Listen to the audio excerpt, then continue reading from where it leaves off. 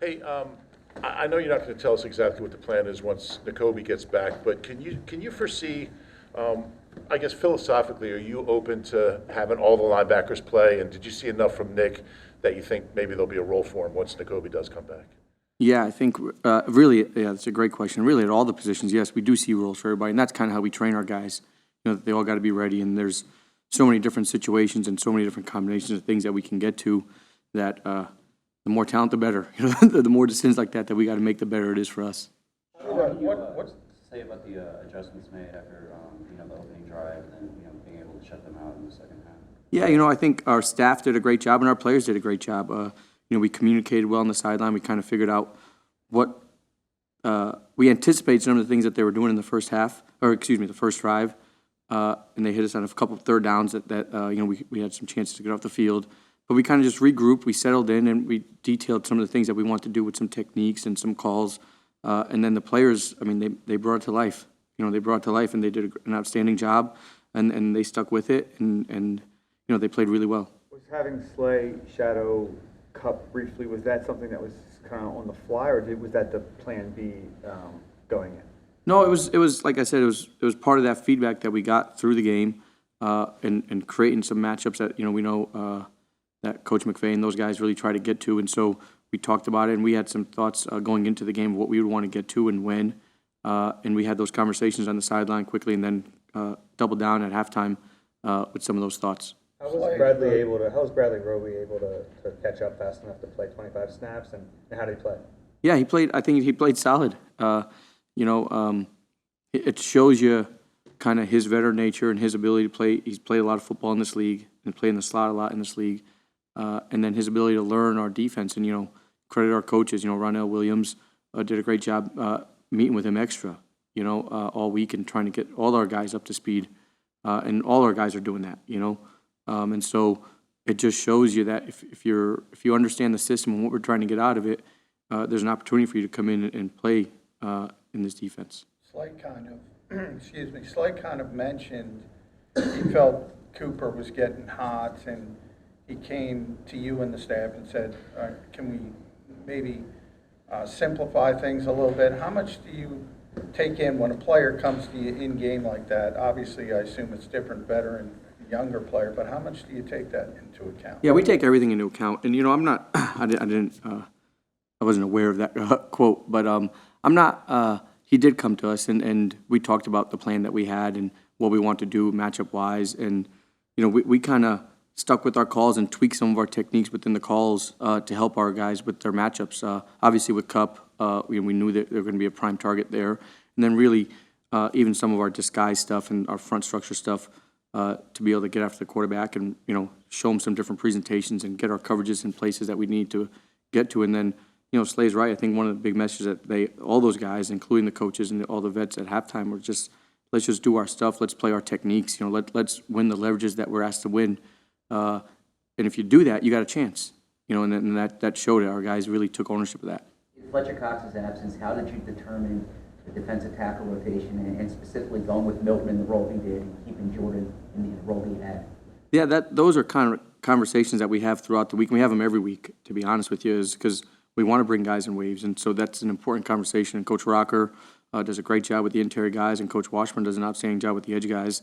And really, even at the DB spot, Coach McDonald has done a tremendous job rotating those guys. And then now we'll have some conversations with DJ, Coach Elliott at the backer position. But we have those conversations every week and determine kind of how and when, and by play calls, by situation in the game. All that stuff goes into those decisions. Sean, you guys, when you only have to play 21, 22 minutes, as a defense, how much an advantage is that at the end of a game as far as getting pressure and those guys are fresh and you can, if you have to play 40 minutes on defense, I guess it's a little different. Oh yeah, absolutely. You hit it right in the head. We'll take those games every week if we can. We want to be the freshest team, and part of that is our offense doing such a tremendous job of controlling the ball, moving the ball, controlling the clock, and moving the ball downfield. And it gives our guys a break, and then it keeps us fresh. It manages our rep counts. It makes our substitutions and our rotations, manages all that. So we'll take that any game. Jaylen Carter's production, what kind of ripple effects is that having, whether it's for you as a play caller or for the rest of the defense? Yeah, I think, obviously, we all see the kind of player that he is and that he can be. and he continues to grow in that role, and he keeps doing better and better every week. You know, there's things that he keeps improving on, and in terms of ripple effect, I think it's like anytime somebody makes a play, it's amplifier, energy, you know, it brings a tremendous amount of energy to the rest of the guys on the squad, and he's a guy that's been making plays, and, you know, Haas made some big plays in that game. We get a big PBU by JB, and, you know, we get some opportunities there that all those are, you know, we grade them as havoc plays. You know, when you can create some disruption, some havoc on defense, that's a big thing, you know, and they're huge for energy and momentum swings. You put successful game plans together each week with moving parts at all three levels, in particular in the secondary. What's the week-to-week process been like for you in that regard? Yeah, well, I appreciate that. You know, that's a nice compliment. You know, I think we stick to our process. You know, we kind of evaluate what we did from the previous game. You know, on Monday, we get together as a staff, we talk about it, we kind of have some awareness of where we need to improve. And then we go through our process of how we want to approach this next team, and part of that process is knowing who we have available to us and putting guys in position, and then having answers, you know, whether it's we got to get to the answers early, late, whenever we got to. We try to talk about a lot of that stuff during the week as a staff, and then oftentimes even with players, you know, situation, we're like, hey, if this happens, here's where we're going to get to. So let's be ready for this. So, you know, we want our guys to be prepared. You know, we take a lot of pride in our preparation. We want our guys to be prepared, and I think our staff does a tremendous job of doing that. And then communication on game day is critical. Have you ever been on a team that had as many defensive tackles? Like, what, I think you guys carry 7. Is that abnormal for that to have that many? And is that just a reflection of the depth that you guys have, or is that just the team philosophy? You know, so I know, like, we've been, last game we had 5 up. You're talking about actives? Or in general? 7. I mean, in fact, you had 2 injuries, you still didn't kind of miss a beat. Yeah. No, I think it's great. You know, I know that philosophy's been here before me, but I think it's been great. And it's a real luxury to be able to have that. And like you said, when you have this next man up mentality, and guys can just roll right in there, and you don't necessarily skip a beat or miss a beat, you know, because the standard's the standard of how we want to play.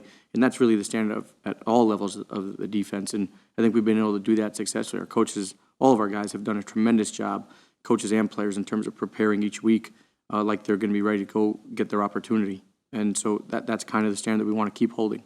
Sean, with Jaylen Carter, we all see what he's doing on Sunday. We saw him in training camp.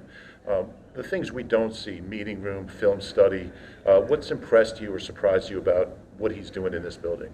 Yeah, I don't know if it's a surprise, but it's impressive how much he loves football. You know, he likes, and he's like a sponge. You know, he's asking for feedback. He's getting coached hard, and even from his peers. You know, he's taking a lot of coaching from his peers, and whoever he can feel like he can get information from. And a lot of guys are touching him. Coach Rocker obviously is a primary key point. Fletch obviously is a big model in his life. Even Matt Leo has done a tremendous job of pulling him aside and doing some things with him. Coach Washburn. So I think that's been the impressive part, is that he's a sponge. You know, and he just wants to keep getting better and keep being a big part of this defense and impacting us.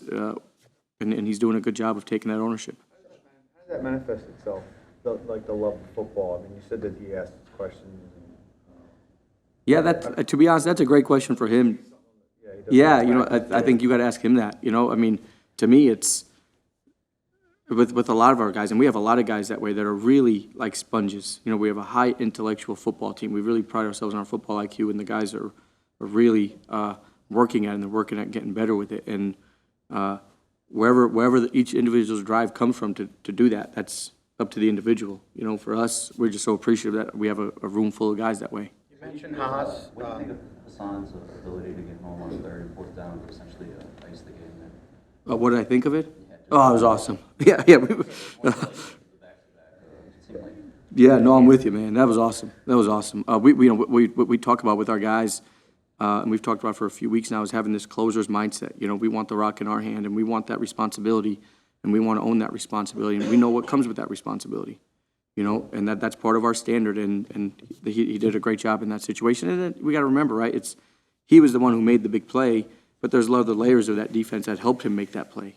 You know, and so it's really all 11 of us being prepared for that moment. And when that moment comes, we don't know whose turn it's going to be. We don't know who's going to have the shot to make it. As long as we're all prepared for it, we'll be ready to go make it. With Haas, he had a lot of pressures early in the season, but he wasn't getting home. Is that just a matter of sacks coming in bunches, or the hand and not being able to do some of that hand work? Yeah, the hand thing you had asked him, I don't know. But it's this whole thing of, what's better, pressures or sacks, right? We always want pressures, and pressures come first before sacks, right? Before you get a sack, you're gonna have a quarterback pressure. And so it's just a matter of timing, and sacks come, sacks will come, and they're gonna continue to come for us, and we'll continue to put our guys in positions to make it, and then it's all coordinated, in terms of the rush and the coverage working together to be able to get sacks, to be able to get PBUs, to be able to get tips and overthrows, to be able to do all that stuff and force the ball out and force fumbles. But it's all a coordinated effort, and so as long as you keep pressing, you keep trusting the technique and the training that you're getting, that stuff will come in, and he's had a good couple games of where the sack result has come. The highest blitz rate of the season this past week and these past 2 weeks have been the highest. What's led to that change? I guess that evolution. Yeah, I think we keep evolving as a defense, and we keep growing, and the teams that we're playing are different. We got to be able to adapt and adjust to the teams that we're playing and what we think gives us the best chance each week to impact the opposing offense. And that philosophy won't change. Whatever we think is the best as a staff with our players and putting them in best positions, that's what we got to do. And we got to give our guys the best chance to win, and because our guys care, and they're fighters, they're going to work, and they take ownership of it. And that's what we want. We want them to take ownership of the plan each week, and they got to trust that we're doing everything we can to put them in the position to win. You mentioned Matt Leo a little bit ago. What's his role been, and how has he helped the players? Yeah, he's been great. He's been supporting us on defense and helping Coach Rocker and Coach Washburn with the front guys. He's been doing some stuff with Connor and the player development side also. And so he's been tremendous. And it's just a great voice because he's got the most recent experience of being in that room with the players in the locker room and all that. So he's done a tremendous job, and he's very relatable as a coach. And so he does a great job. As a follow-up to the Last one, please. If I can, I know you weren't here the past 2 years, but these past 2 games stand out. Like if you look at your sample size here, do you want the blitzing to be a part of your defense's identity? I wouldn't say that. I would say I want our defense to be physical and impose our will on people. I want us to run and hit. I want us to be smart. I want to be situationally smart. And that's really what our brand is going to be. And how that, that's really up to you guys to see how that manifests. And you guys know, you guys will go either way with that, whether it's high blitz rate, low blitz rate. At the end of the day, that's okay. We're about winning games. And we're about putting our people in best position to win games and giving them the best opportunity to maximize their skill set to win games. And whether that means you rush 3 or rush 7, that's by week and by play, and that's our job is to put our guys in position to make plays.